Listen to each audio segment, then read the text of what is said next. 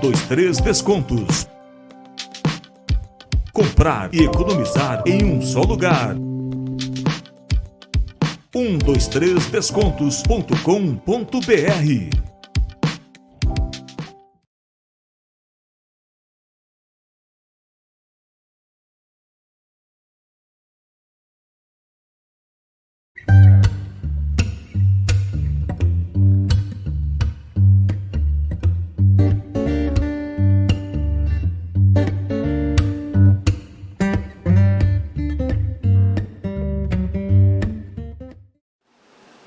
Oi, gente, boa noite, tudo bem? Eu sou Raniele Arcanjo, esse aqui é o podcast Mulheres de Fibra, para contar a história de mulheres empreendedoras, mulheres fortes. E olha, hoje eu tô aqui com uma fortaleza, para falar a verdade para vocês, que é a Guísila. A Guísila faz parte do projeto, vou ler aqui, Guísila, para não errar, Mães que Acolhem com Amor, que é um projeto lindo de acolhimento às pessoas, a mães que passam pelo luto, e vocês ajudam a ressignificar essa dor tão grande que é passar pelo luto, né? Guísila, muito obrigada, viu, pela sua presença, por você estar aqui com a gente, por você poder disponibilizar de contar a sua história e contar sobre esse projeto tão lindo e emocionante, viu? Obrigada a você por ter aceito me ouvir, né? Que eu mandei mensagem lá para apresentar o projeto e você ter tido a sensibilidade de olhar, de ter gostado do nosso projeto, que realmente se trata de muitas e muitas vidas, né? Sim. A serem, como você disse, resignificadas, né? Sim. Porque a dor de perder um ente querido, seja filho, pai, mãe, é incondicional. Então, assim, a gente precisa, assim, de ajuda. Eu já passei pelas perdas do meu pai, da minha mãe, e vou te dizer, a perda de um filho não tem comparação. É igual eu estava, né, até comentei com a Guísila aqui um pouquinho antes, né, porque eu sou mãe e aí a gente fica com esse pensamento, a gente não consegue nem ter esse pensamento, né, de como é isso, como é você ter a perda de um filho.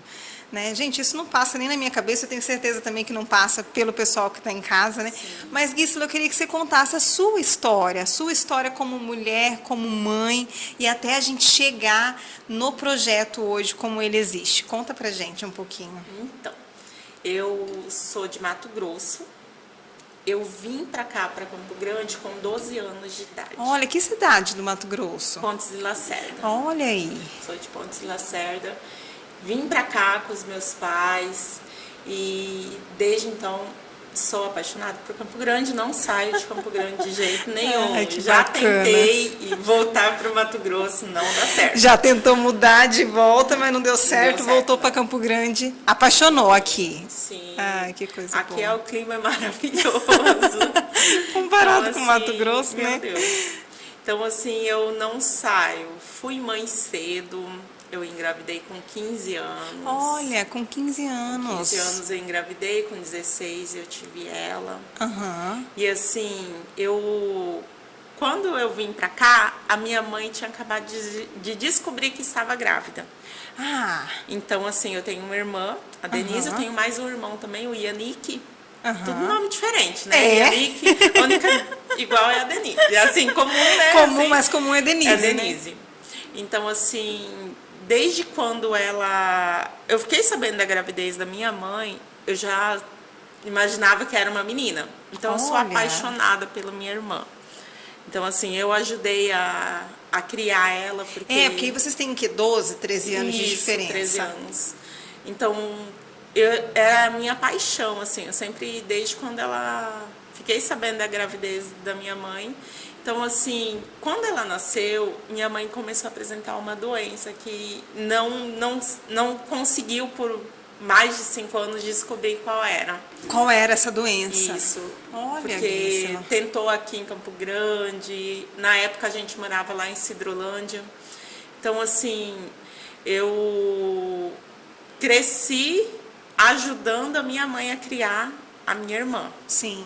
por causa que ela começou a ter dificuldades para andar, até ela descobrir que ela tinha uma doença rara e hereditária, que é a ataxia, né? Ataxia hereditária, que é no cérebro. E ela ficou com essa doença há cerca de 10 anos.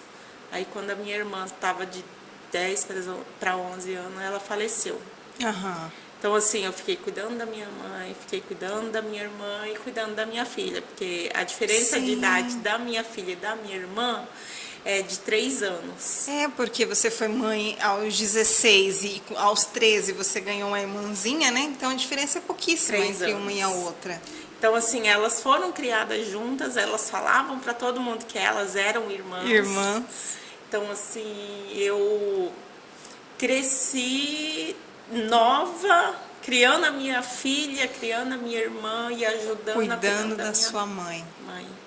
Então, assim, foi algo bem difícil para mim, porque foi meu primeiro luto. Eu estava com 20 e poucos anos, então foi meu primeiro luto e eu não vivi. E o primeiro luto marca a gente. E ainda mais sendo mãe. Sendo mãe, porque era meu alicerce, né? Por mais que ela estivesse doente ali, era minha fortaleza, meu refúgio. Ela continuava sendo mãe, né? Sim. Então, assim, eu olhava, fiquei totalmente perdida. Muito, muito perdida, porque tinha que olhar para minha irmã e olhar para minha filha. Então, e eu tinha que seguir. Sim. Eu tive que seguir sem nenhuma orientação, mas assim, e uma como que força eu iria mesmo, só com... Como que eu iria passar por esse momento com 2 crianças? Foi muito, muito difícil. Então, assim, eu tive que deixar a minha dor, aquele meu momento, guardado, para ser a força, a segurança da minha filha e da minha irmã. Sim, porque naquele momento você passa a ser o pilar para elas. Sim. E como que elas vão ver você desmoronando? Eu não podia. Não. Assim, graças a Deus, eu tive o meu pai. Meu pai era presente, ele faleceu há pouco tempo. Uhum. Em julho vai fazer 2 anos que ele faleceu de Covid. Uhum. Então, assim, e a minha irmã era o xodó dele, a minha irmã e minha filha. Então, assim, a figura paterna que elas tiveram é o meu pai. Foi seu pai. Porque o pai da minha filha não foi presente. Sim. Assim, depois de um tempo que assim, eu me casei, me separei, passei fome. Depois de muito tempo, assim, cheguei a passar fome. E aí a minha filha teve... Nessa época, minha irmã estava com 15, né? E minha filha estava com 12. Uhum. Eu tive que... E o pai da minha filha não estava pagando pensão, estava atrasando. Então, Sim. assim, eu fiquei sem água em casa, sem comida. Então, vendi o que tinha de vender para não passar fome, mas mesmo assim não consegui. E chamei ele, falei, olha, o pai da minha filha, eu falei para ele, você vai ter que ficar com ela, porque eu não aguento ver a minha filha passando fome. Passando a necessidade. Entendeu? E aí ela foi morar com ele. Só que ela deixou uma carta para mim que me doeu muito. Que no pensamento dela, eu estava abandonando. Porque assim, ainda ela não conseguia entender. Sim. Ela não conseguia. Os seus motivos como mãe, né? Para deixar ela... Porque assim, eu ainda tive essa opção, né? De ter essa... Para ela não passar por tudo. Por essas necessidades todas. Mas eu sei que muitas pessoas não têm, muitas mães não têm essa, né? Essa Sim, opção. não tem opção. De, tipo, ter ainda um pai que consiga ainda tá lá. Sim. Ela acaba que a família fica totalmente mãe, filho, e os filhos acabam passando por muitas necessidades. E é onde, assim, mexe muito comigo também, que a gente ajuda no projeto essas famílias também. Sim. Do nosso projeto. Então, Depois de um tempo que ela estava lá, tudinho, ela começou a fazer tratamento psicológico, foi diagnosticado, porque assim, foi uma mudança de vida total, né, pra ela. Entrando na adolescência, tudo Sim. assim, tudo E novo, indo passando pra outra. pela perda da avó, mudando de casa e querendo ou não, não sei, me corrija se eu não tiver, se eu estiver falando alguma coisa errada, mas perdeu o vínculo com a sua irmã também, Sim, né? sim. Se afastaram Ela por foi conta para disso. Terenos. Ah, ela então foi para ainda outra foi pra outra cidade. cidade. Entendi. Ainda ela foi ali para Terenos. Então, assim, quando dava, ela vinha. Sim. Então, eu comecei a me restabelecer. Então, em 2018, eu consegui um emprego certinho, comecei a me restabelecer, conheci meu esposo. Aham. E a gente já estava, eu ainda conversei com o pai da minha filha, falei, olha, no final do ano, vamos deixar ela terminar o ano letivo, então aí ela passou a vir mais vezes pra cá e eu ir pra lá, entendeu? Pra gente ficar mais próximo. Pra vocês se verem mais e isso. tal. Então, assim, finais de semana ela vinha pra cá, pra Campo Grande. Passava e quando não tinha aula, então ela vinha pra cá, ficava comigo. E aí eu conversei com ele, falei, vamos fazer assim, como ela tá no ano letivo, vamos terminar aí O ano, né? E aí ela volta pra cá, eu procuro a escola aqui próxima, tudinho. Já tava pronto o quarto dela, tudo. Eu já tinha alugado uma casa com quarto, tudinho, que foi onde tudo aconteceu, nessa casa. Em 2018 isso, e só que ele teve um desentendimento com ela. E ele tem outros filhos. Com a minha filha, se eu não me engano, dava 7 filhos. Olha. Só que ela era a única filha que ele tinha contato. Ele já tem mais uma, né? A primeira, mais velha. Só que ele não tinha contato com Como ela. tinha contato. Então, assim, ele foi aprender a ser pai, né? De uma menina. Sim. Porque ele só sabia ser pai de menino. De menino, porque os outros que conviviam com ele eram meninos. Sim, e aí ele foi aprender, mas só que eu acredito que meio que deu uma falha, né? E aí ele devolveu ela, foi algo bem doloroso para mim, porque foi como se, toma que a filha é tua.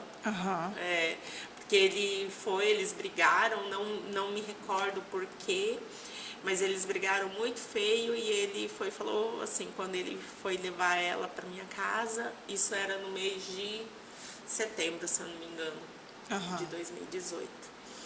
E aí ele pegou e falou, olha, se ela não me pedir desculpa, eu não tenho mais filha. Então, assim, foi algo bem... A última palavra que ela ouviu dele foi isso. Foi essa. E eu creio que ele se arrependa muito. Então, depois disso, ele não viu mais ela. Não fiz questão de pensão, nem nada. Sim. Porque assim, até porque quando ela foi morar com ele, eu não paguei pensão. Sim. Mas eu comprava roupa, eu comprava as coisas que ela necessitava, entendeu? Então, ela tinha as coisas dela lá na casa dele e tinha na minha casa. Na sua também. casa também. Porque as coisas foram melhorando, então dava pra ajudar. Então, quando ela voltou, ele não procurou mais ela. Então, assim, Isso em setembro de 2018. Isso, se eu não me engano, foi em setembro ou outubro, foi um desses 2 meses. Ela teve que vir pra cá, então, e a partir daí morar contigo, E já ver escola estudar, e tudo. eu tive que correr atrás de tudo. Me recordo que quando eu tive que pegar a transferência dela, eu tive que ir lá na escola, lá em Terenos. Menina, eu gastei R$100 de Uber. R$100. 50 para ir, 50 para voltar. Só para mim pegar a transferência. Porque nem isso ele foi fazer. Ou Eu falei, seja, não. houve uma briga muito pesada, né? Muito, entre muito eles, pesada né? entre eles. Então, assim, quando isso tudo aconteceu, então falei, eu não vou mais. Ele tá no direito dele, mas também procurei psicólogo para ela, todinha, ela começou a fazer tratamento psicológico, consegui a escola, né? E aí ela estava fazendo tratamento psicológico, tudinho. E isso ela já em tinha relação- quantos anos? Já estava com 14. Com 14 anos. 14. E como que foi essa mudança para morar contigo de novo, essa Ela estava adaptação? muito feliz. É. Ela estava muito feliz porque era algo que ela queria. Ai, que Era coisa algo boa. que ela queria. Ela não mal sabe assim, ela estava muito ansiosa para voltar para casa. Ela estava muito ansiosa. Aham. Então, e ela já tinha o quarto dela, então As ela coisas ficava dela, tudinho na casa. Então, assim, eu consegui o psicólogo porque assim, ela mentia muito. Ela foi diagnosticada com mitomania. Aquelas pessoas que mentem e acreditam na mentira. Na própria mentira. Isso. Então ela acreditava muito e contava muitas histórias. Então assim, eu procurei psicólogo, expliquei tudinho, estava fazendo tratamento. E em março foi quando tudo aconteceu. Dia 23 de março. Que hoje é 21. Quinta-feira vai fazer 4 anos que ela partiu. 4 anos faz na quinta-feira. Quinta-feira faz 4 anos.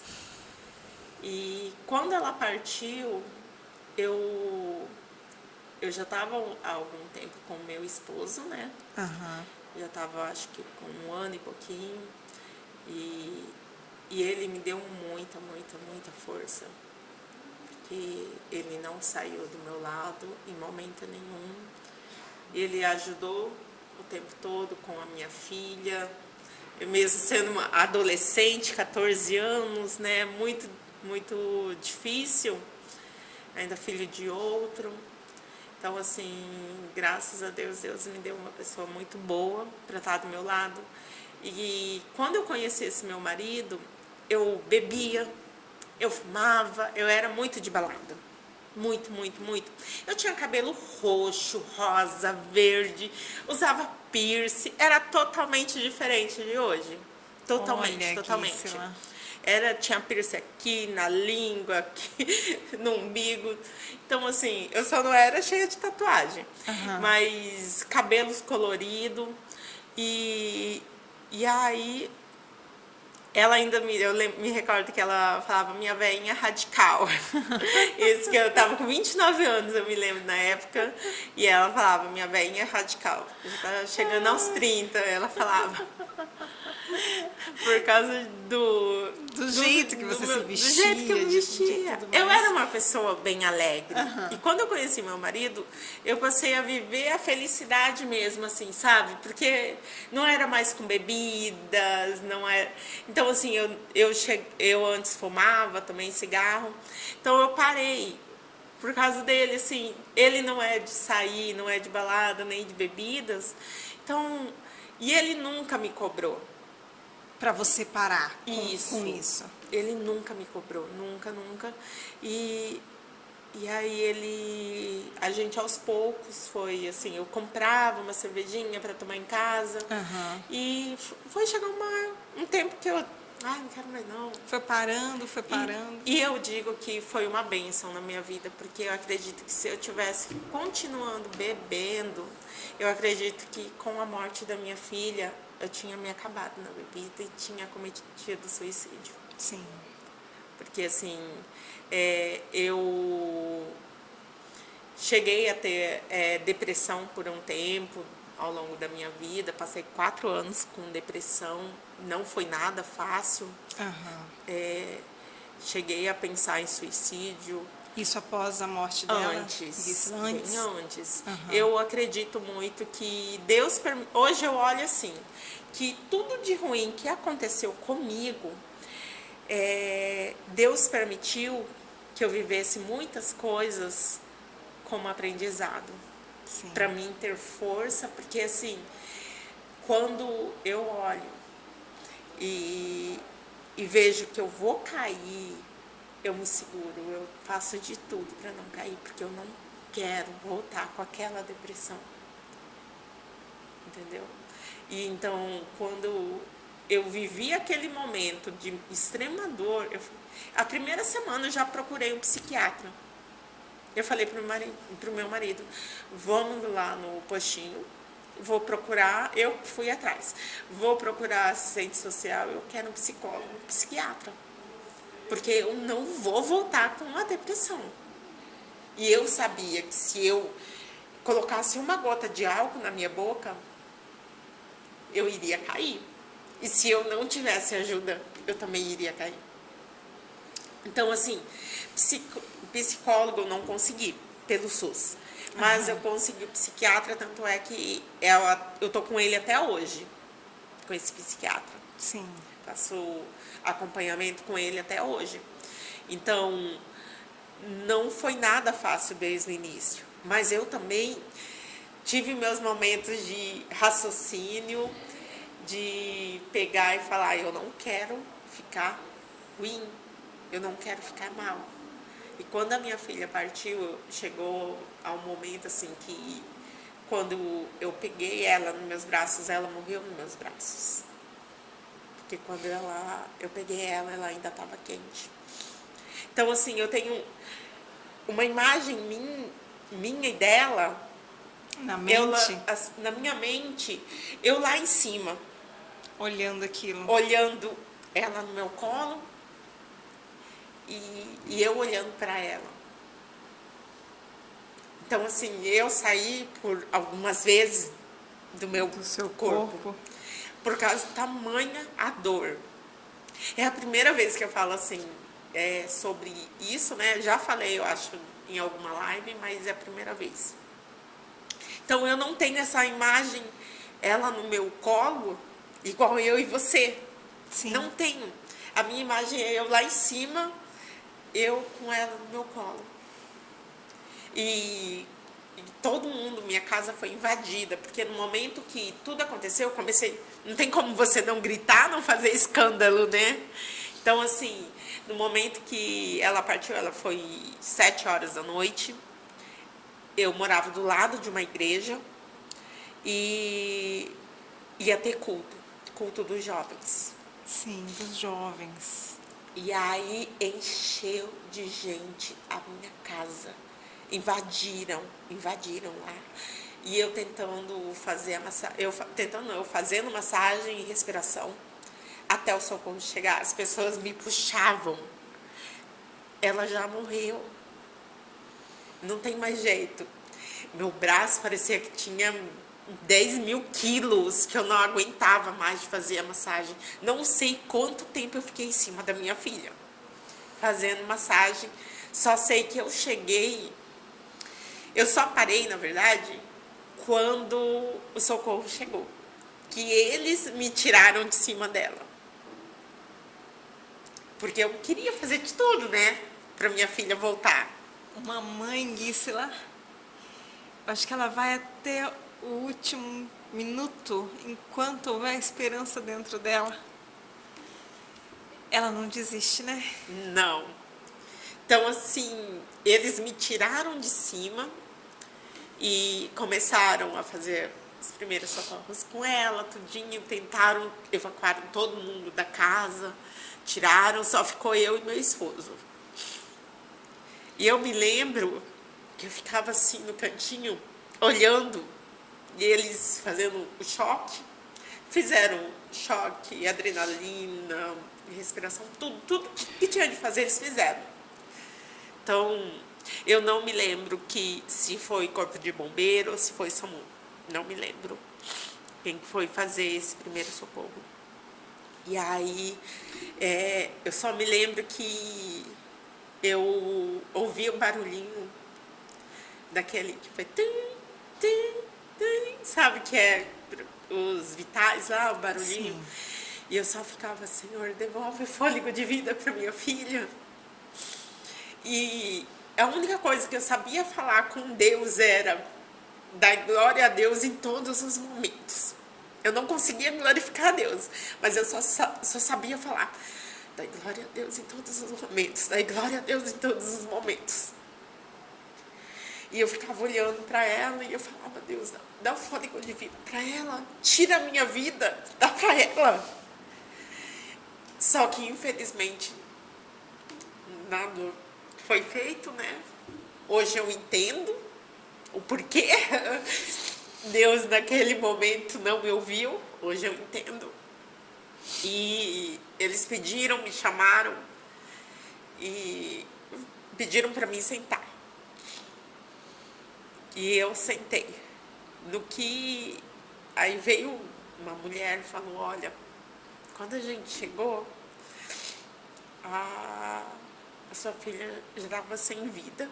A gente tentou tudo que podia por você. Porque a gente viu que você não desistiu dela. Mas, sabe, enquanto ela tava falando assim pra mim, eu ainda tava... Tá. Por mais que minha cabeça ainda não conseguia acreditar até eu ouvir, né? Aham. Aí ela foi e falou: mas infelizmente a sua filha não resistiu. No que ela falou isso, eu comecei a gritar. E eu me lembro que eu saí do meu corpo mais uma vez. Eu fui parar em cima da minha casa. E quando eu parei em cima da minha casa, de lá do alto, é como se eu estivesse assim, lá naquele canto, olhando lá de cima. Eu vendo a minha casa.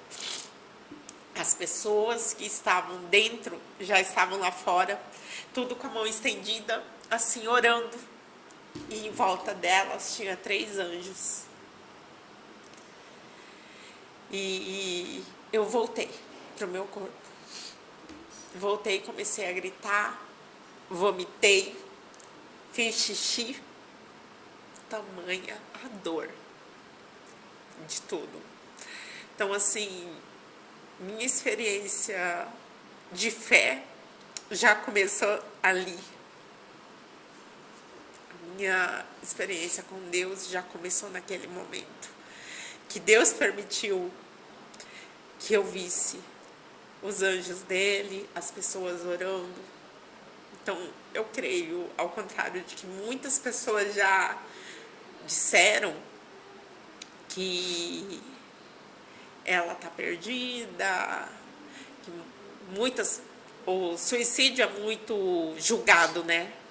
Então, assim, e julgam muito os familiares, tudo. Sim. E a pessoa. Mas a minha filha tinha depressão, né?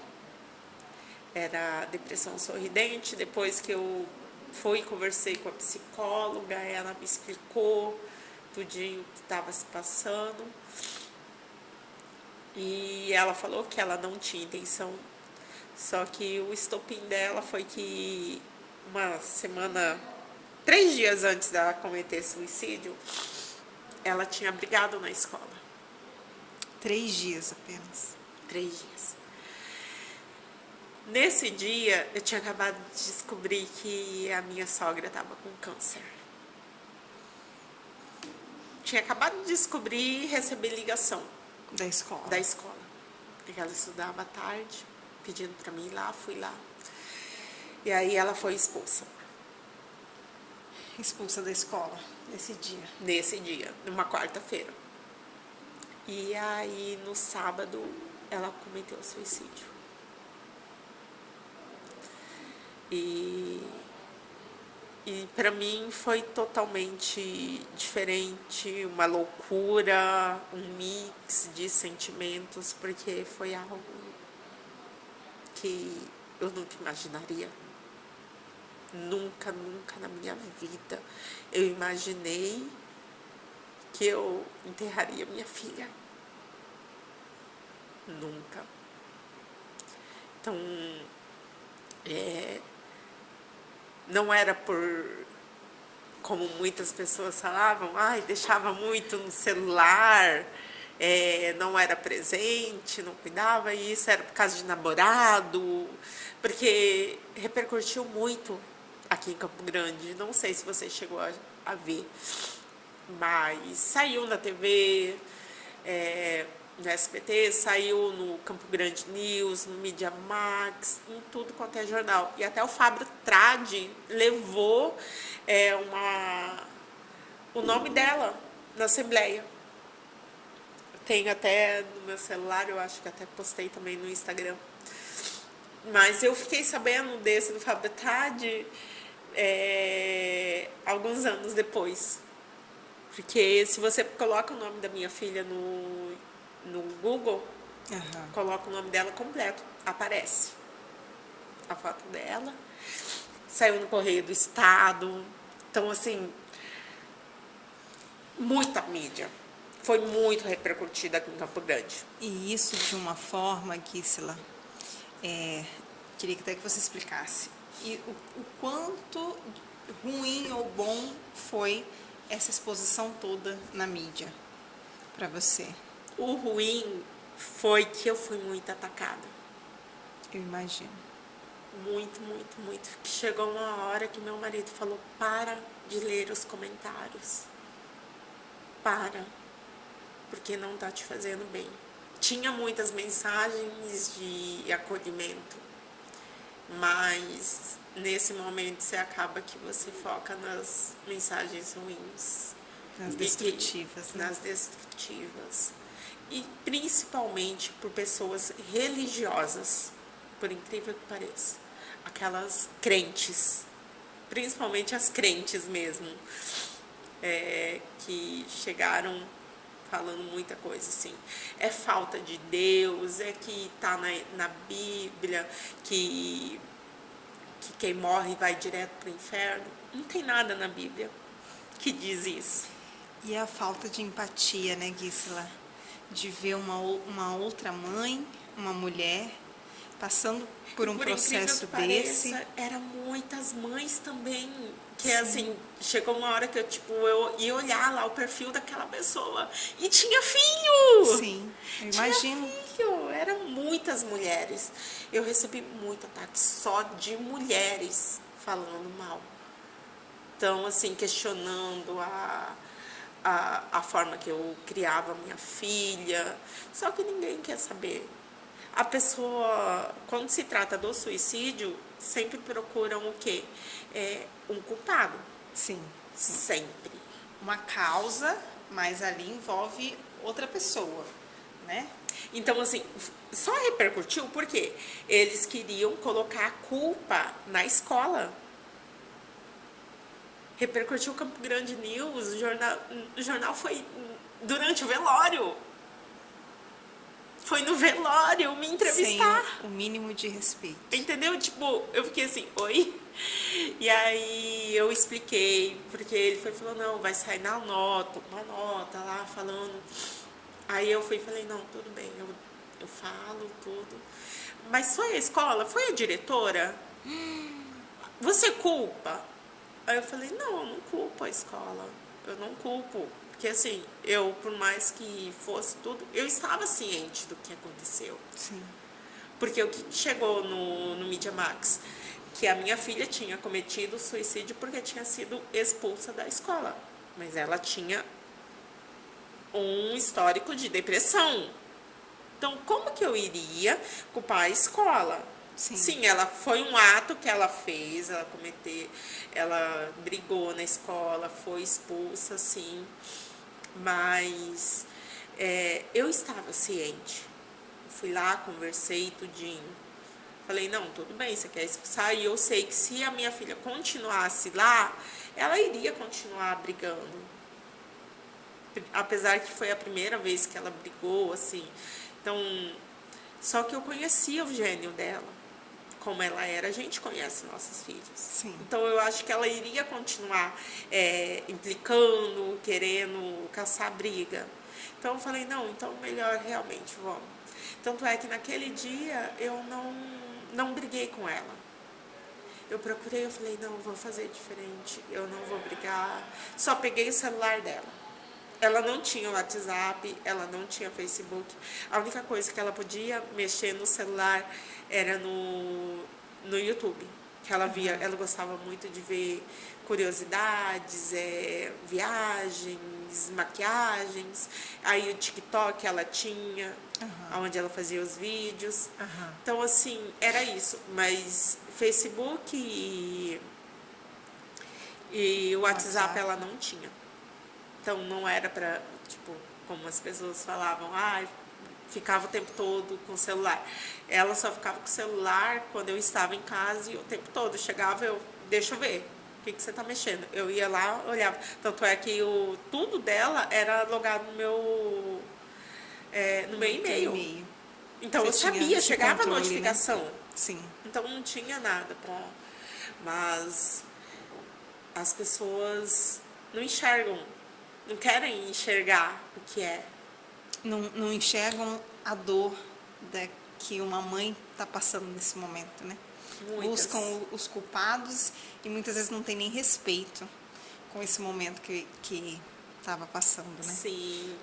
Então, tanto é que no momento que tudo aconteceu, eu liguei pro pai da minha filha.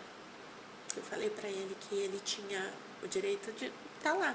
Só que enquanto tudo aconteceu, eu tentei ligar muitas e muitas vezes e ele não atendia. E aí eu liguei para a mulher dele, também não atendia. Liguei para a madrinha da minha filha. E aí eu falei com ela, aí eu falei, comadre, você tá perto do Beto, na casa dele, alguma coisa assim? Não, nós estamos aqui, tá tendo churrasco. Falei, olha, fala para ele atender o celular. Aí ela falou, é algo importante? Eu falei, sim. A Bia acabou de cometer suicídio. Aí ela falou, fala com ele. Aí ela pegou e entregou o celular. E aí eu falei, olha, vem pra cá, que a Bia acabou de cometer suicídio. E ele chegou, eu estava sentada na varanda, porque a gente não podia ficar indo lá dentro. Só fiquei na varanda. E ele sentou, agachou do meu lado, olhou assim e falou, por que você não me avisou antes? Aí eu falei, como assim? Você lembra da última conversa que você teve com ele? Precisava eu te chamar para qualquer coisa? Eu te liguei hoje 1000 vezes, você não me atendeu. Então, ele falou, eu deveria... Aí vem a culpa. Aí ele ficou com culpa, passei aqui perto por algumas vezes, eu queria vir aqui, mas eu não tive coragem de viver. Eu falei, agora é tarde. Então, assim, para ele também foi muito... Não sei como que ele ficou... O que eu fiquei, assim, depois de um tempo, que eu ainda mantive por um tempinho contato com a mulher dele, que ele entrou, disse que em profunda depressão. Eu acredito que seja muito pela culpa, né? Sim. Porque a culpa... Consome, né? Consome, é maior do que a saudade. A culpa... Então, assim, eu, graças a Deus, já me senti culpada, assim, por algumas vezes, mas hoje não. E eu procurei não deixar a culpa me consumir. E eu me recordo que, saindo dali, da minha casa, o pessoal da perícia pegou e não foi direto para a delegacia. Eu tive que ir para a delegacia e aí eles me falaram que eu deveria esperar um pouco por causa que a perícia foi em outro local. Aí a minha sogra que me falou, eles foram aqui no bairro vizinho, no Copa Sul, porque uma outra menina cometeu suicídio também. Uma menina de 13 anos. Tipo, quase na mesma hora. Sim. E aí eles foram pra lá, depois que voltaram, e eu só podia fazer o BO tudinho, a ocorrência, quando o corpo chegasse lá na delegacia, né? Sim. Então eu fiquei esperando um rapaz, representante do Hospital do Amor não, Clínica dos Olhos, se não me engano, alguma coisa, não me recordo agora qual que era, chegou me pedindo para eu fazer a doação da córnea. Eu nunca pensei na minha vida que você tomar essa decisão seria tão difícil. Eu sempre falava assim, se um dia quando eu morrer, eu quero ser doadora, eu já sempre falei, mas você decidir isso naquele momento. Então, assim, eu relutei bastante, aí ele me explicou como que seria, tudinho, eu falei, só a minha autorização pode ser? Aí ele falou, ela é registrada no nome do pai? Aí eu falei, sim, então preciso da autorização dele. Aí eu falei, tá. Aí eu dou meu marido, amor, você que sabe, faz o que seu coração mandar. Eu sei que é difícil, mas faz o que seu coração mandar. Aí eu pensei, vai ter um pedacinho da minha filha ainda aqui. Vai continuar vivo um pedacinho da minha filha aqui. Não sei quem.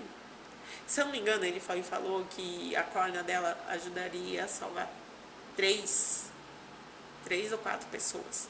Não me recordo, porque é muita informação naquele momento. Então, seria mais de uma pessoa. Então, eu fiquei assim, olha, vai ficar um pedacinho da minha filha aqui ainda. Vai ajudar outras pessoas. Minha filha mesmo, depois de partir, ela vai ajudar outras pessoas. E eu aceitei. Só liguei pro pai dela, falei, olha, o rapaz eu aceitei doar a córnea da Bia. E o rapaz tá indo aí, me passa o seu endereço onde você tá, que ela tá indo lá. Ele tá indo aí pegar a sua assinatura. Sim. E foi. E isso era no dia 23, já umas 10, 11 horas da noite, né? Eu sei que a minha tortura durou por 3 dias. Por quê? Começou no sábado, o velório foi no domingo, o enterro foi na segunda. Então, assim, esses dias pra mim, no início, quando deu o primeiro mês, eu ficava pensando, essas horas eu tava assim. Era 3 dias me martirizando. 3 dias. Eu passei a odiar o sábado. Só queria que o sábado não existisse. Então, tudo ficou com o tempo se organizando na minha mente. E eu sou muito grata à minha gerente, que hoje eu estou afastada, mas eu trabalho na Vale, Serviços Gerais, e a minha gerente, a Cris, ela pagou todo o velório. Colocou a minha filha no mesmo cemitério que a minha mãe está enterrada. Ela só não conseguiu no mesmo lugar, mas é poucos metros. Sim. Não conseguiu na mesma galeria, que se diz, né? Mas é poucos metros. Então, assim, ela pagou tudo. Assim, eu sou muito grata. Muito grata mesmo. E aí eles me deixaram, acho que quase 15 dias sem ir trabalhar, sem descontar nada.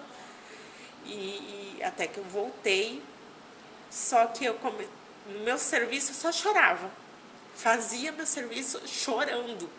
Tive crises de ansiedade lá. Porque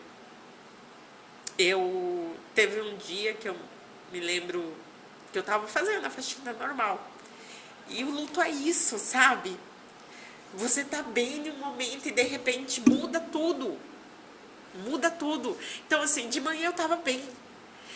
E logo depois do almoço, eu continuei na limpeza. Eu me lembro que era numa segunda-feira, que eu estava até com uma colega, e eu comecei a sentir muito, muito, muito, muito calor.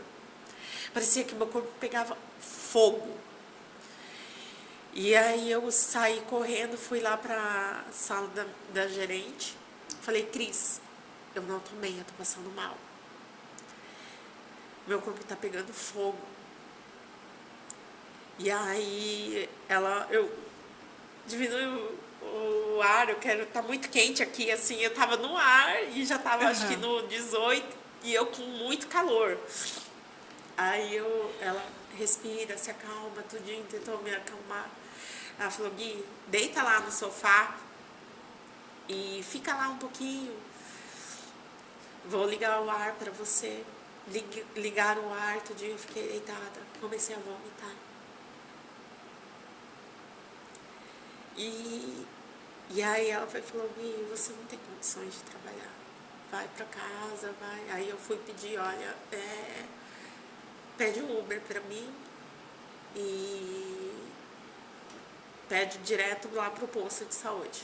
Aí eu fui no postinho de saúde, tomei uma injeção que era um calmante, que eu expliquei tudo que eu tava sentindo. Aí o médico falou: você tá com ansiedade por causa do luto, por causa de tudo que você tá vivendo.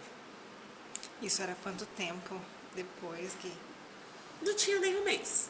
Deveria ter uns 20 dias, mais ou menos. Meu Deus. E aí eu passei a ter alguns episódios semelhantes, né? Aí ela me deu o atestado de 3 dias. Aí quando deu um mês, eu já estava com consulta marcada com o psiquiatra, porque eu ainda não tinha passado, né? E aí a minha gerente pegou e falou: Gui, eu não consigo mais. Você vai passar pelo psiquiatra. Era bem no dia que completou um mês. Bem no dia. Então, eu tava chorando. E o que eu sentia muito era que as pessoas meus colegas de trabalho parecia que meio que se desviavam de mim. Me via, cortava o caminho. Porque o tempo todo tava chorando. Então as pessoas ficam realmente sem jeito, sem saber o que falar, sem saber o que fazer. E hoje eu falo: não desvia. Simplesmente dá um abraço. Você não precisa falar nada. Se você não sabe o que falar, não fala. Só dá um abraço. Deixa a pessoa chorar. É isso que ela quer, é isso que ela precisa. Mas ela só precisa de um abraço naquele momento. Então, aí a minha gerente me chamou e falou assim: Gui, vê se você consegue se afastar. Porque a gente nunca lidou com algo parecido aqui do serviço. Sim. Nem as empresas sabem lidar, né, Gui? E aí ela falou: então vê lá certinho se tem condições, porque eu não tô tendo paz. Porque ela ficava me cuidando pelas câmeras. Sim. Ela falou assim: eu tenho muito medo de você cometer algo, de você também fazer. Então eu fico te cuidando pelas câmeras, você só tá chorando. E eu tenho muito medo. Então, fala pro seu psiquiatra se tem essa possibilidade. Então, assim, além das minhas crises de ansiedade, de ter passado, ela ficava ainda me cuidando, com medo. Então, ela também não estava tendo paz ali. Meus colegas de trabalho também. E aí, então, eu me afastei. E até hoje eu tô afastada. Porque, assim, foi algo muito forte. Foi muito, muito, muito forte. E hoje eu não consigo. Vai acabar meu afastamento em julho, mês 6. Eu já conversei com meu marido. Falei: olha, eu não consigo. Não consigo voltar, porque só de pensar em voltar, cara, eu sou muito grato a eles. Muito, muito, muito mesmo, porque eles me ampararam, né? Sim. Mas eu não tô pronta psicologicamente. Mas eu quero seguir a minha vida, tanto é que eu tô com um projeto para seguir a minha vida. Mas acredito que o meu ciclo ali no meu trabalho se encerra. Então eu vou pedir as contas quando acabar. E até porque agora essa semana vai fazer 4 anos, né, que ela partiu. E você voltar naquele lugar onde você estava com um mês da partida dela, eu acho que você revive todo aquele sentimento novamente, né? Sim. Tanto é que até hoje eu não consigo passar perto da casa onde eu morava. Você se mudou dessa casa. Me mudei. Hoje eu não consigo passar, porque é como se toda aquela dor, aquele momento, viesse correndo de frente a mim e trompasse e eu começasse a ter crises. Começo a chorar, não consigo. Depois da partida da minha filha, eu criei alguns gatilhos. Eu acredito que muitas mães, não só mães, mas pessoas assim, que vivem um luto traumático, fica com gatilhos, né? Sim. Desperta muitos gatilhos. Então, assim, não só isso. Hoje eu não consigo pilotar moto. Eu tenho muito medo. Muito, muito, muito medo. Se eu ando na moto é devagarzinho, tipo, procuro uma rua que tá praticamente deserta. Pra você poder andar de bem devagarinho. Porque assim, e era algo que eu gostava de fazer, entendeu? Só que a minha vida mudou totalmente. Não foi só a partida da minha filha. Eu mudei. Quando ela partiu, eu tirei piercing, tirei tudo, pintei meu cabelo. Hoje meu cabelo tá natural, não tem nenhuma tintura, nada. Tá lindo. Não deixei meu cabelo era. Oi. Meu cabelo era aqui no meu ombro. Justinho. Era muito curto. Agora já tá quase na bunda. E tá sem química nenhuma. Então, assim, eu mudei totalmente. Eu dizia assim, no início era porque eu via o mundo sem graça, sem cor. Meu mundo era preto e branco. Não tinha graça nenhuma. Então eu tirei tudo. Falei, eu vou ficar com algo que hoje não sou mais eu. Sim. Não era, pra mim não fazia mais sentido eu me vestir, ter aquele... São as mudanças internas, né, Guícelas, que acontecem e reflete para o nosso Então, exterior. Aí eu tirei tudo. A primeira semana pra mim foi tudo. Por quê? Eu tava tentando compreender o que tinha acontecido. E tinha algo que gritava dentro de mim. Que eu tinha que fazer algo com aquela dor.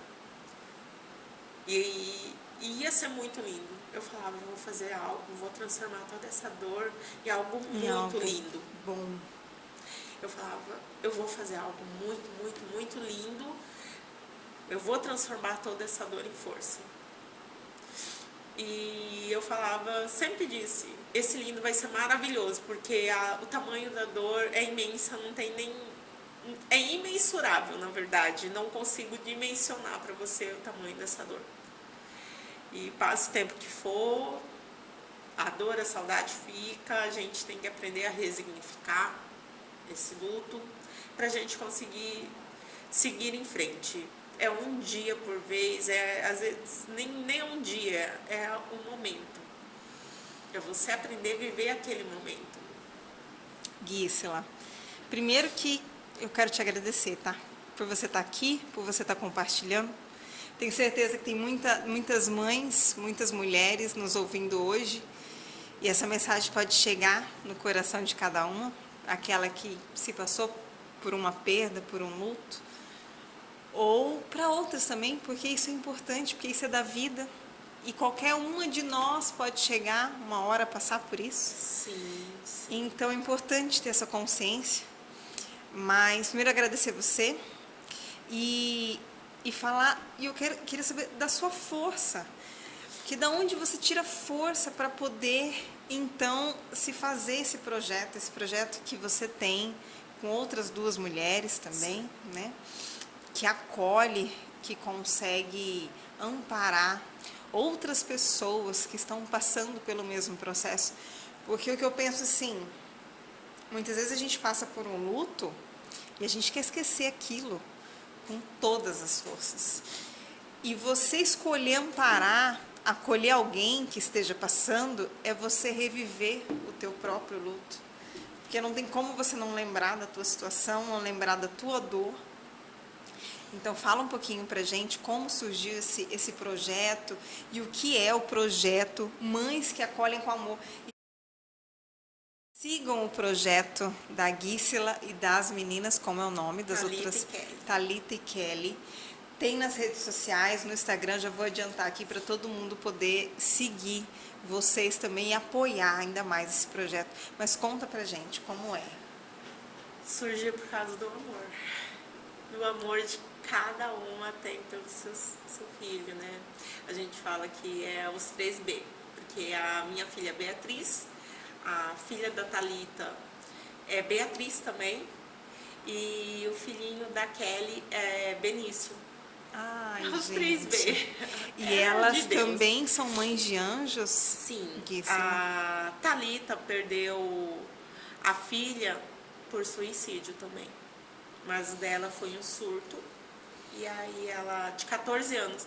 A minha história com a história da Thalita é muito assim, quase igual. Muito Hoje a gente é parecida. muito amigas, nós somos muito amigas mesmo. Porque eu conheci ela no início do luto dela. Então, minha vontade de ajudar era desde o início. Eu sempre falava, eu vou transformar toda essa dor em algo lindo. Em Desde algo o início. bom.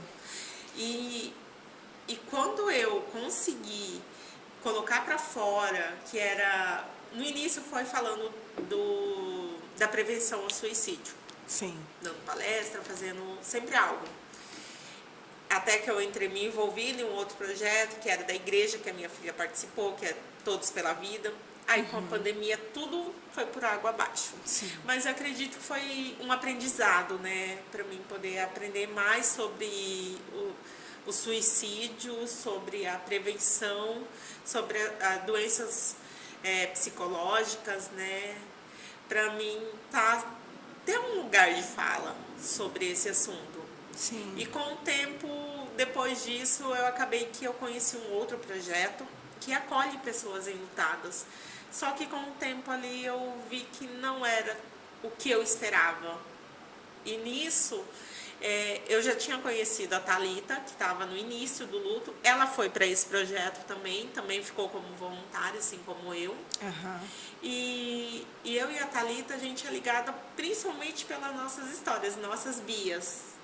Porque quando eu contei a minha história no Facebook, ó, pra você ver como que é importante a gente contar a nossa história.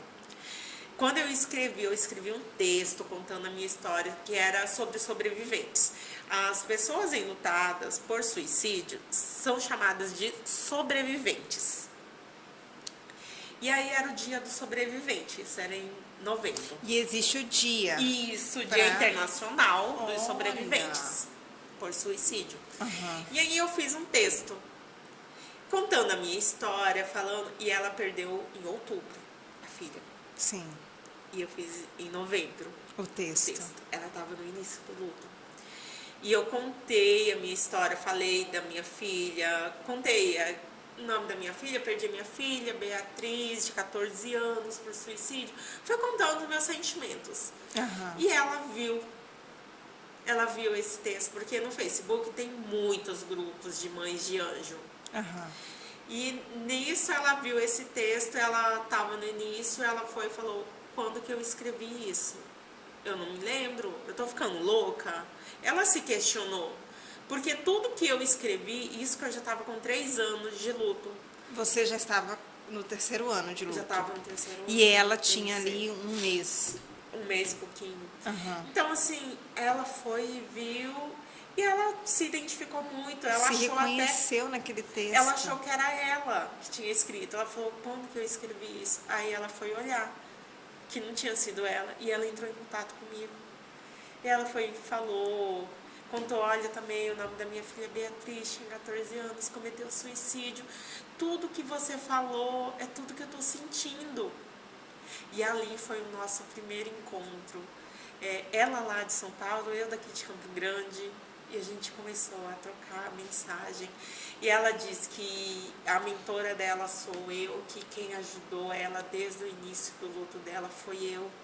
Porque assim, ela não conhecia a ansiedade, a depressão, o pânico, tudo. E eu fui conversando, fui explicando tudo que ela estava sentindo. E isso já foi uma experiência ali, entendeu? De acolhimento, de como que foi, mas principalmente porque a gente se ligou muito por causa das nossas bias. Sim. E aí, tava no outro projeto, conheci a Kelly. A Kelly, ela perdeu o bebê dela, ela teve uma gestação de alto risco e com 9 dias De nascimento. ela perdeu o Benício. Então, ela também saiu do projeto, eu e a Thalita, e a gente continuou se falando, só que ficava dentro da gente aquela vontade, aquela sede de continuar. E as meninas, as mãezinhas, continuavam mandando mensagem pra gente, Sim. sabe? Perguntando como que tava. E eu aqui em Campo Grande, depois que eu saí desse projeto, muitas colegas minhas chegavam e falavam assim, por que você não cria o seu projeto? Gui, cria seu projeto, você já sabe se é algo que você quer. Cria o seu projeto. Só que eu precisava, sozinha eu via que eu acho que eu não iria conseguir. E nós três, nós nos ligamos muito. Então, a gente falou, vamos. A gente já sabe como que é, a gente tem essa vontade, vamos continuar? E aí nasceu Mães que Acolhem com Amor. Eu tava na moto, e aí ela só falou, como que a gente vai chamar esse projeto? Eu falei, Deus vai mandar. Deus vai mandar. E aí eu tava andando na moto, apareceu Mães que Acolhem com Amor no meu coração. Mães que acolhem, na verdade. Primeiro saiu. Eu fiquei, Mães que Acolhem. Aí eu fui procurar se tinha algum outro projeto com esse nome.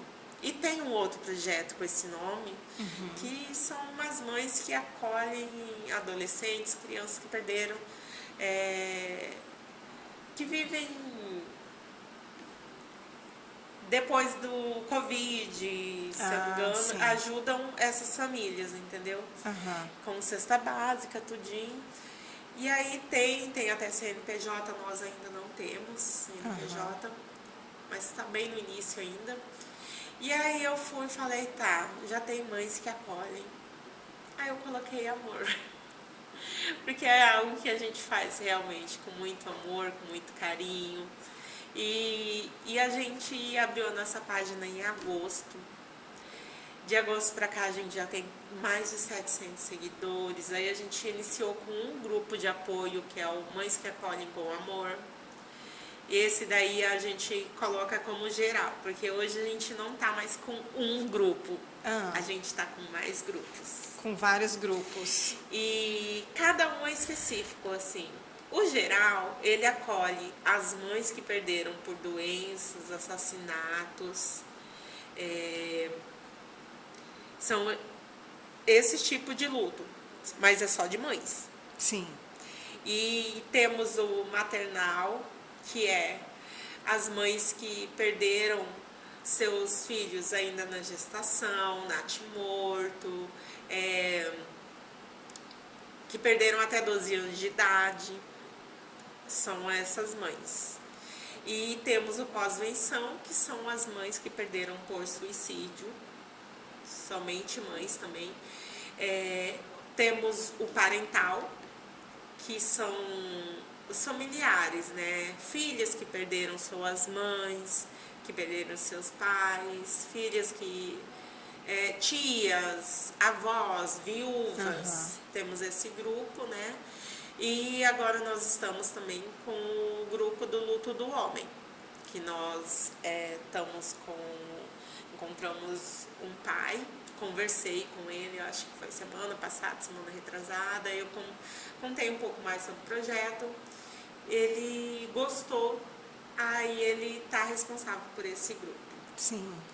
E hoje a gente, além dos grupos de apoio, nós também estamos com atendimento psicológico individual. Nós conseguimos psicólogos voluntários e todos os voluntários que estão ali, eles atendem pelo menos uma mãezinha totalmente gratuito. Sim. Então, assim, porque é muito difícil você passar por isso. Eu fui viver o meu luto de verdade, passar a viver o meu luto, quando eu estava com 6 meses. Porque, como eu te disse, a minha sogra tinha acabado de descobrir que estava com câncer. Sim. Quando a minha filha partiu. E ela foi morar junto comigo. Então, na minha cabeça ficava assim, eu não posso chorar. Porque a minha sogra está lutando pela vida dela. E a minha filha tirou a vida dela. Como que eu vou chorar na frente da minha sogra? Então eu ficava reprimindo esse sentimento. Até que eu passei por um psicólogo. E eu lembro que eu não tinha conseguido pelo SUS, eu tive que pagar. E aí o psicólogo fez uma taxa social. E aí eu comecei a pagar, a fazer as sessões, né? E isso me ajudou muito. E hoje eu vejo a importância da gente estar fornecendo essa ajuda psicológica. Porque sim, o grupo ajuda. Nós temos relato de mães que tem uma mãe que eu amo falar sobre ela, que é a Fernanda. A Fernanda, ela perdeu o filho assassinado no morro, lá no Rio de Janeiro. E quando ela entrou, foi eu que acolhi ela. Ela estava com 3 dias, então, ela tinha acabado de perder o filho, estava acho que nem 15 dias que ela tinha perdido, e ela já tinha 3 dias que ela não levantava da cama, não tomava banho, não se alimentava. Ela estava em profunda depressão, só estava ali, esperando a hora de partir mesmo. E a partir de quando eu comecei a conversar com ela, explicar tudinho, coloquei ela no grupo. Com ela não consegui fazer chamada de vídeo logo de cara, porque estava muito difícil para ela. Sim. Então ela foi pro grupo tudinho e hoje ela dá muito testemunho lá, ela ajuda muita gente. E aí 2 dias depois que ela estava no grupo, ela mandou mensagem agradecendo as meninas, que ela conseguiu levantar da cama, comer, tomar banho, cuidar dos seus filhos. Então, assim como a Fernanda, tem muitas mães por aí. Não só mães, mas também filhas, viúvas, que acabam entrando em profunda depressão quando um ente querido parte. Então, eu vejo com esse relato dela e outros também, a importância do que nós fazemos, do nosso acolhimento. Sim. Cada pessoa que entra lá no grupo, o nosso principal contato com as pessoas é pelo Instagram. A maioria vem pelo Instagram. E a gente, quando sou eu que acolho, ou eu, ou a Thalita, ou a Kelly, qualquer uma, a gente inicia uma conversa, manda uma mensagem no Instagram apresentando o projeto, nos apresentando, e ali a mãe e a pessoa fica com total liberdade para falar. E aí a gente faz acolhimento ali, marca uma hora e um dia para a gente estar fazendo uma chamada de vídeo, para então depois ela entrar no grupo. A gente não disponibiliza link, porque acredito que o nosso diferencial seja esse, dar esse acolhimento, mostrar, olha, eu tô aqui, Eu quero te conhecer, quero conhecer a sua história, a história do seu filho, de como que foi. E como você disse, realmente, quando a gente acolhe, a gente lembra. Mas eu, a Kelly, a Thalita, a gente aprendeu a separar as dores. Por quê? Eu não, tem muitas pessoas que acabam que pegam aquela dor daquela pessoa para si. Sim. Então, eu aprendi que não, a dor é dela.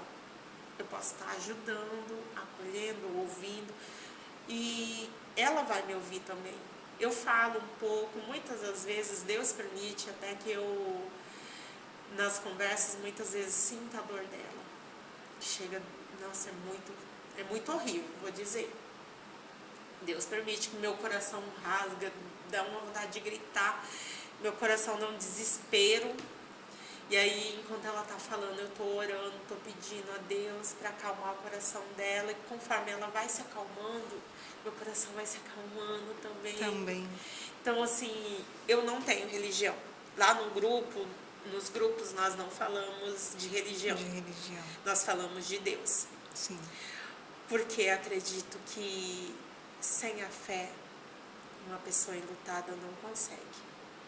Se você perguntar hoje para qualquer pessoa que vive a dor do luto e falar que ela conseguiu sozinha, sem fé, ela vai cair. Pode ter certeza. Ou ela está em profundo depressão, tá mal. Porque se você não tem fé, se você não crer em algo para você conseguir seguir em frente, você não consegue. Você não consegue. Você tem que acreditar em alguma coisa. Só que as pessoas, tem muitas pessoas que pré-julgam uma pessoa enlutada.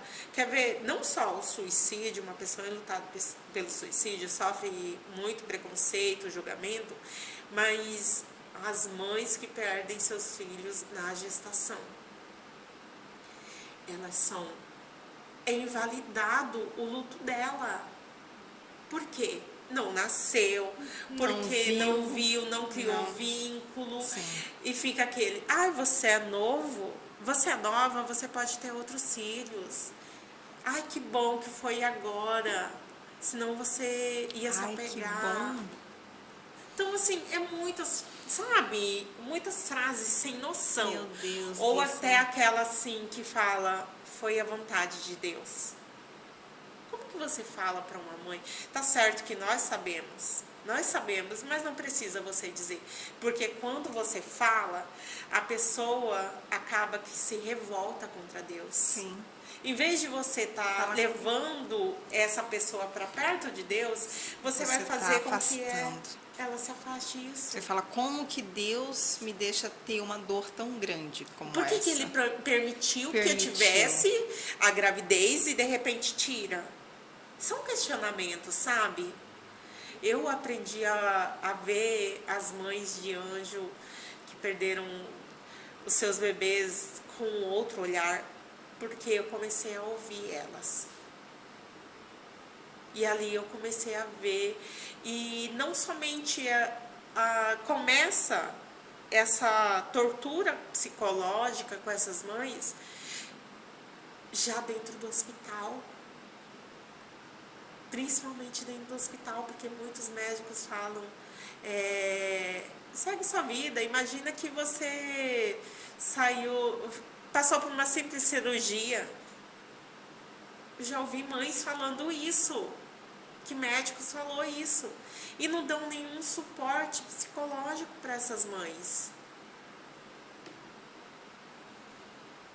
Por isso que é muito importante, Gisela, quando você se dispõe a falar da tua história e falar sobre isso, porque a nossa sociedade vive assim, não sabe como reagir, como se comportar, como respeitar uma pessoa enlutada.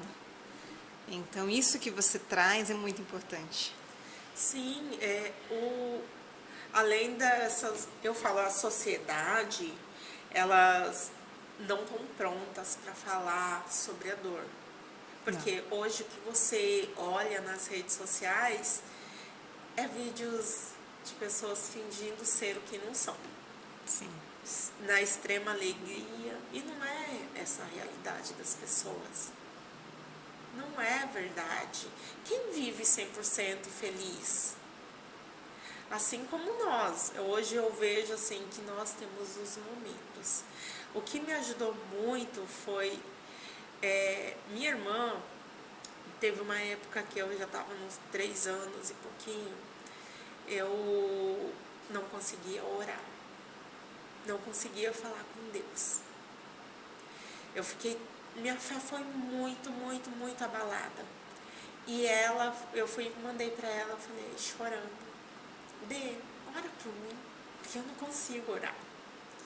E sabe o que acontece? Você tem aquela vontade, aquela necessidade de falar com Deus e você não consegue. Era eu. Eu queria falar com Deus, mas eu não conseguia.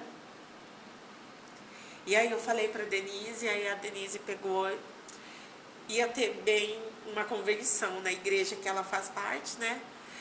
Aí, das mulheres, conversão das mulheres. Aí ela pagou para mim. Ela falou, vamos? Eu falei, tá bom. Fui. E eu não conhecia a cantora Estela. Não sei se você conhece a história dela. Eu não conhecia. Já ouvi as músicas, sim, mas não conhecia. Conheço as músicas, mas não conheço a história dela. E aí ela começou a falar que ela perdeu o filho dela por uma doença, tudinho. E eu olhava para ela e eu ficava, Deus, sabe, eu entrei julgando mesmo, eu não tenho vergonha de dizer isso. Eu falava, é impossível, uma mãe que perdeu um filho tá aí te adorando, feliz. E ela lá, adorando a Deus, contando a história dela, falando todas as dores dela, e eu ficava, é impossível, uma mãe que perdeu um filho tá aí adorando a Deus dessa forma. Ela não tá bem dessa forma, não tá. E eu ficava julgando ela, aquilo falando no seu no coração. meu coração. Por quê? O que eu pensava? Meu pensamento era o quê? Que para as pessoas validarem a minha dor, o meu sofrimento, eu tinha que mostrar um semblante de tristeza, de dor, para elas validarem. De certa forma, eu me colocava como uma vítima, entendeu? E acredito que muitas mães vivem isso, acham que elas têm que viver sim essa dor, não ter felicidade, não se permite viver momentos bons. Eu pensava assim, se eu tiver momentos bons, eu vou estar traindo a minha filha, eu vou estar traindo a memória da minha filha. E hoje, conversando com muitas mães, elas pensam dessa forma. E é algo muito errado. É ao contrário, você tem que passar a viver em homenagem a elas. Muitas acabam que fazem faculdade em homenagem a seus filhos, fazem alguma coisa, igual o nosso projeto, em homenagem aos nossos filhos. Sim. Entendeu? E aí eu ficava, é impossível, não dá. E aí ela chegou uma hora que ela foi e falou assim, hoje eu vou te fazer uma pergunta. Parecia que ela estava falando para mim, igual eu estou falando com você agora. Hoje eu vou te fazer uma pergunta. Hoje você é fiel a quem?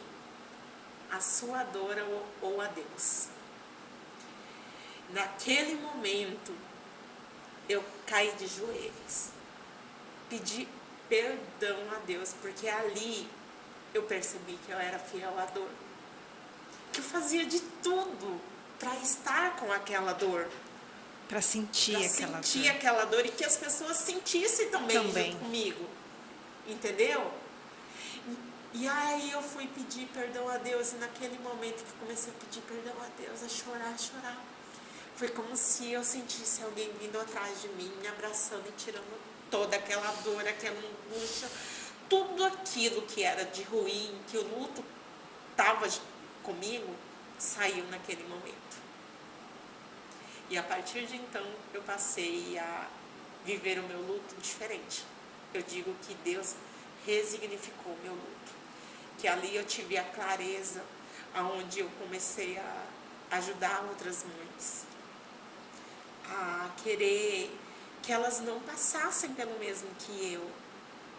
Então hoje o que eu faço para essas mães é que eu não quero que elas vivam toda a dor que eu vivi.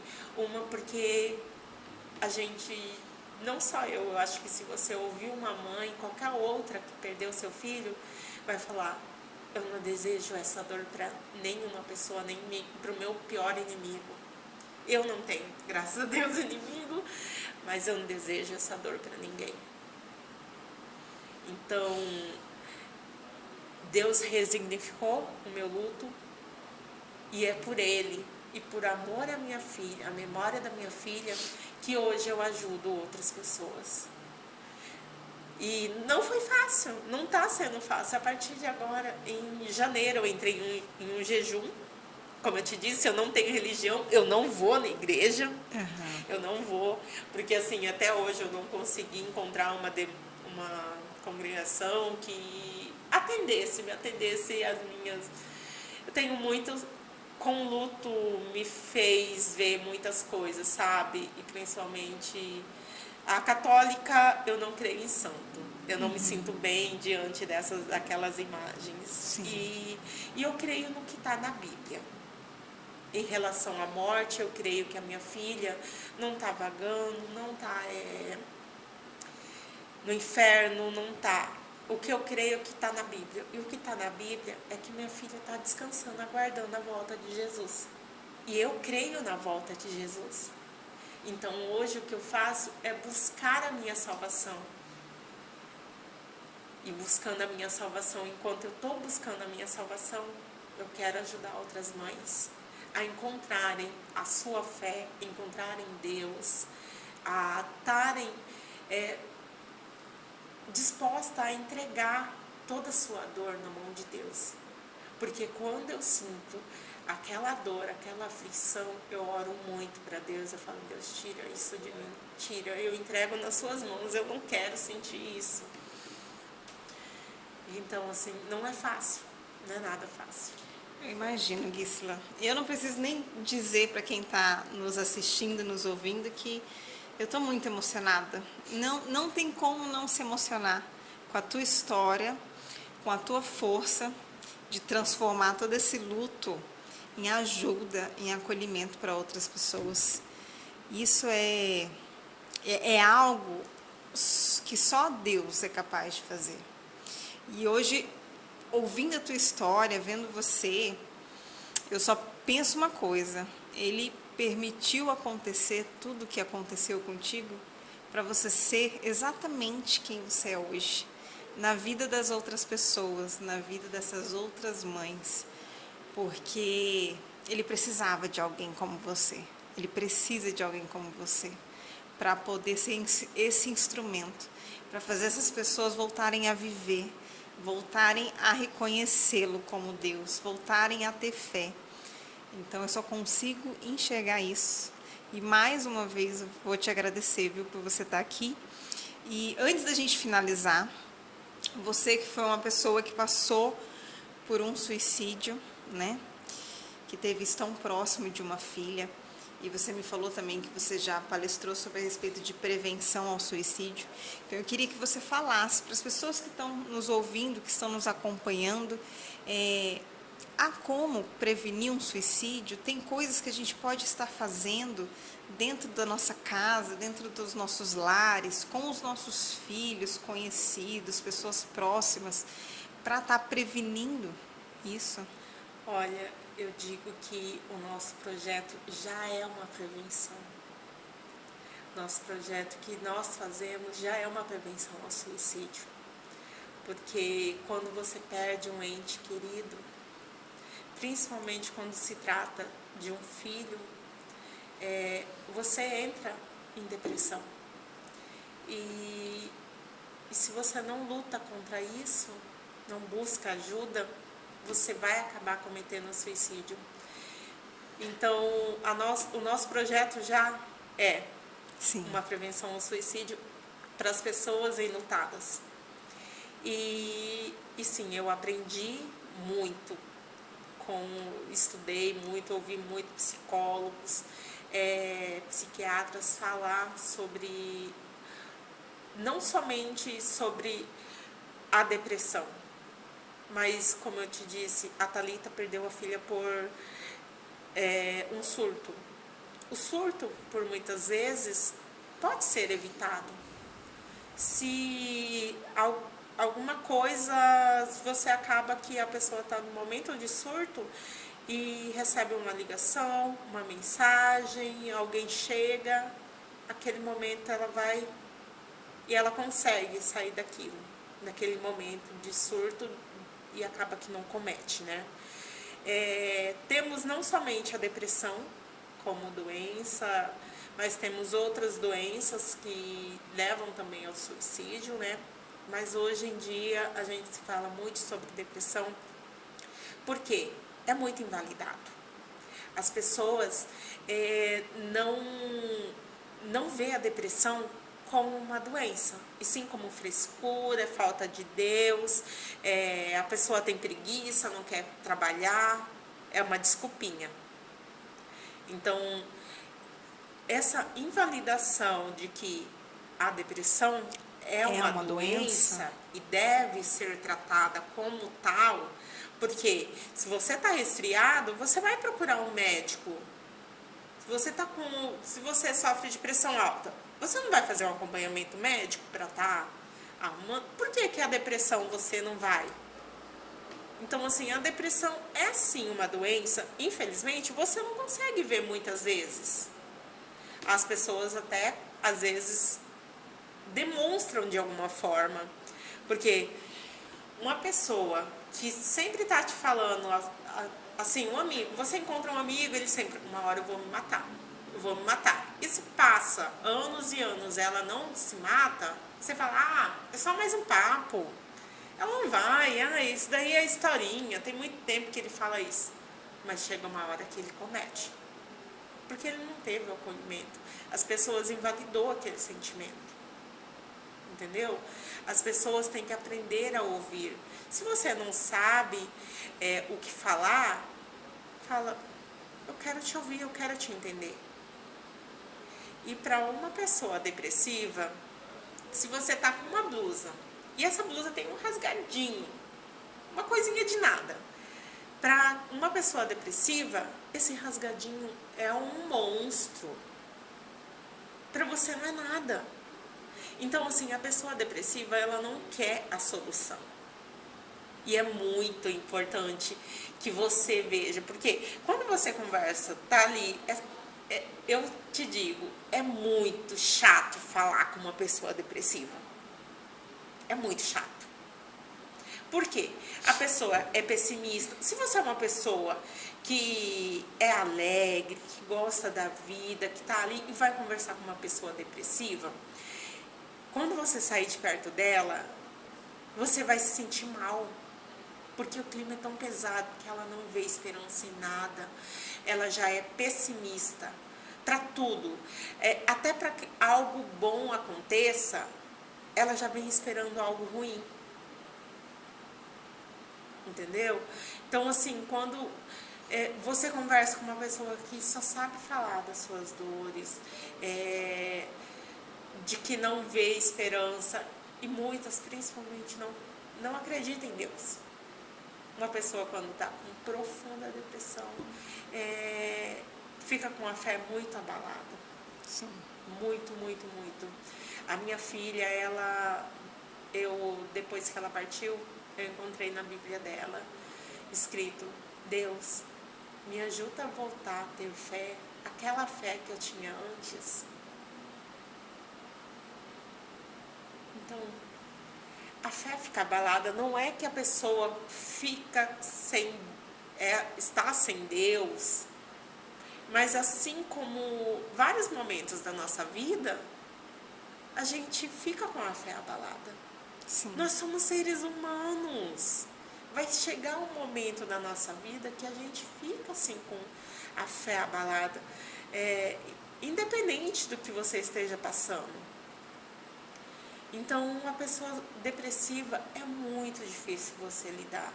Então, em vez de você criticar ela, fala, olha, eu vou pesquisar aqui como que a gente pode estar te ajudando. A internet tem tantos psicólogos falando, psiquiatras, tantas palestras, vídeos na internet para você aprender, saber mais sobre essas doenças, sobre ansiedade, pânico, que não é nada de frescura. Procurar conhecimento, né? Sim, e hoje essa falta de conhecimento é porque as pessoas não querem realmente saber até acontecer com elas. Se acontece com elas, é frescura. E não é falar assim, ai, não tem como você saber. O tempo todo você está com o celular na mão. Por que você não faz um Google para lá falar, para saber um pouco mais? Por quê? Porque não é com você? Mas pode ser com um filho seu, pode ser com a sua mãe, porque hoje tem crianças de 5, 6 anos cometendo suicídio. Nós temos caso de uma mãe do nosso grupo, que a filha cometeu suicídio, e os filhos dela vivos. E o filhinho na época tinha 5 anos, agora ele está com 7. Já tentou 3 vezes suicídio. Meu Deus. Hoje ele está tendo acompanhamento psicológico porque a avó, que é ela que está conosco, ela correu atrás, que ela é do interior, ela correu atrás. Foi muito difícil conseguir um psicólogo para essas crianças. Uma coisa que eu acho que é de direito. Sim. E ela não conseguiu, ela teve que entrar na justiça para conseguir esse atendimento para essas crianças. Então, olha como que a nossa sociedade está. Você tem que correr atrás. Psicólogos, acredito que as pessoas... Tem psicólogos que não... Eles atendem muitos clínicos, não sabem lidar com depressivos e nem enlutados. Muitos psicólogos. Já ouvi psicólogo de mães falando que psicólogo falou para ela que ela tem que seguir a vida dela por causa dos netos. Como que você fala isso para uma mãe, ainda mais você sendo um profissional? Então, assim, temos que rever muita coisa. Muita coisa. É a falta de descaso com o emocional, né? É não entender o valor que essa saúde emocional tem nas pessoas, no dia a dia. É não se importar, né? E é uma cultura enraizada, né? As pessoas vão deixando passar, as pessoas vão deixando para lá. E você tem que cuidar do seu emocional. Hoje, você vê pessoas cometendo suicídio, desde criança a idoso. E o nosso índice de suicídio tem crescido dia após dia. Após essa pandemia, cresceu ainda mais. Por quê?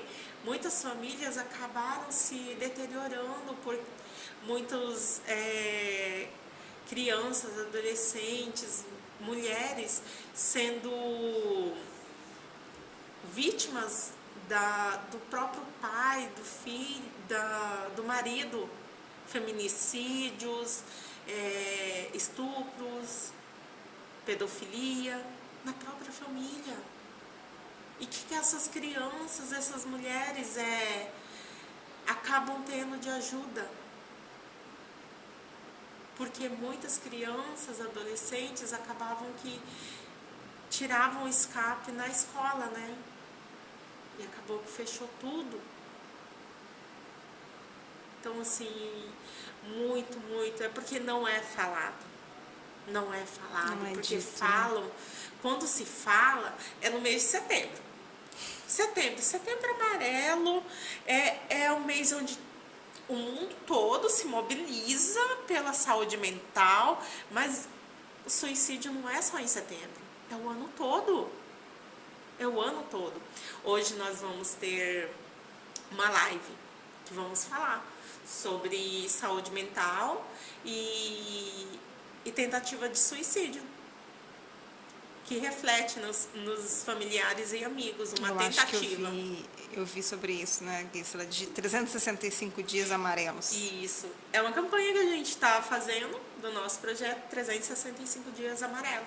É importante, é uma coisa que deveria ser dita todos os dias, né? E aí nós trabalhadas dentro das nossas escolas também. Sim, eu acho muito importante. Só que você vai atrás para falar, eles te procuram somente em setembro. Porque aí eles querem fazer bonito, porque é algo que é todo mundo. Mas só que realmente deve ser tratado o ano todo. Nas escolas, nas empresas, Sim. em tudo quanto é lugar. Você está falando, porque um simples gesto, você pode estar salvando a vida. As pessoas não têm noção que um abraço pode salvar a vida. Você não precisa falar nada. Ou simplesmente, quando você vê algo que você não sabe o que fazer, simplesmente pede orientação para Deus. Fala, Deus, me usa. Me usa. Só me usa nesse momento. Que ali Deus vai te usar e vai fazer o certo. Vai te usar como instrumento, né? Hoje, as minhas orações é essa. Deus, eu quero fazer a sua vontade. Então me usa. Eu tô aqui para ser seu instrumento. Eu tenho certeza disso, que Ele está lhe usando. Você é um instrumento, com certeza, Gisela, na vida de todas essas pessoas, dessas mães. Quero te agradecer, viu?